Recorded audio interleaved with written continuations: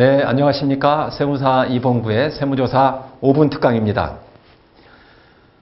개인으로 사업을 하시면서 법인 전환을 하면서 합법적으로 절세할 수 있는 방법이 있다면 얼마나 도움이 되겠습니까? 지금부터 합법적으로 절세할 수 있는 방법 두 가지를 알려드리겠습니다. 첫 번째가 영업권 평가이고요. 두 번째가 고정자산 평가입니다. 자, 개인으로 사업을 하시면서 아주 사업을 잘 했습니다. 나름대로 노하우를 가지고 있고요. 또 특허도 가지고 있어요. 그래서 이런 보이지 않는 자산을 영업권 평가를 해서 법인 사업자한테 돈을 받고 파는 거예요. 영업권으로. 예를 들어서 영업권을 평가를 10억을 했습니다. 그러면 법인한테 양도를 하면서 영업권 대가 10억을 이 개인 사장님이 가져가실 수가 있는 거죠. 합법적으로. 이때 영업권 대가의 80%를 필요경비로 인정을 받습니다. 영업권 평가액의 80%는 필요경비로 공제가 되기 때문에 예를 들면 10억 원의 80% 8억 원에 대해서는 이 개인 사장님이 세금 한 푼도 내지 않고 가져가실 수가 있는 거예요. 굉장히 절세가 되겠죠. 양수하는 법인 입장에서는 무형자산으로 계상한 후에 또다시 영업권 상각을 통해서 비용으로 계상할 수 있습니다.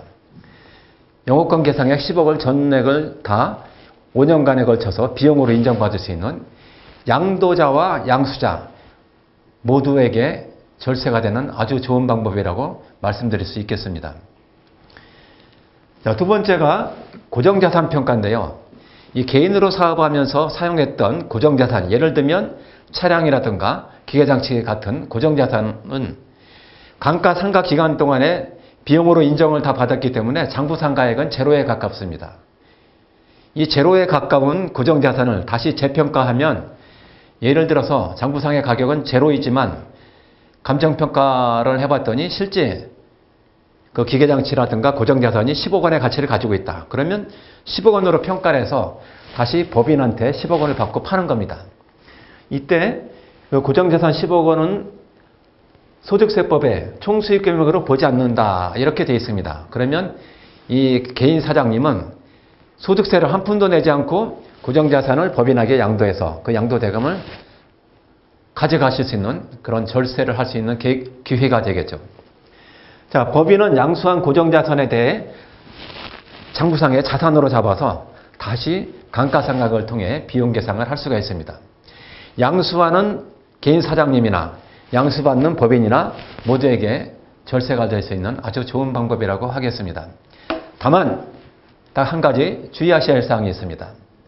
고정자산, 이 영업권 평가라든가 고정자산 평가는 신중에 신중을 기하셔야 됩니다. 저희 거래처 사장님을 위해서 제가 영업권 평가를 한 10억 정도 평가를 진행한 적이 있습니다. 국세청에서 세무조사 시에 그 영업권 평가를 어떻게 했느냐, 이 영업권 평가 10억 원을 부인하겠다 해서 제가 아주 힘들게 세무조사 수임을 한 사례가 있었는데 결과적으로 그 영업권 평가를 인정을 받았습니다만은 아주 그 적지 않은 고민을 했던 기억이 있습니다.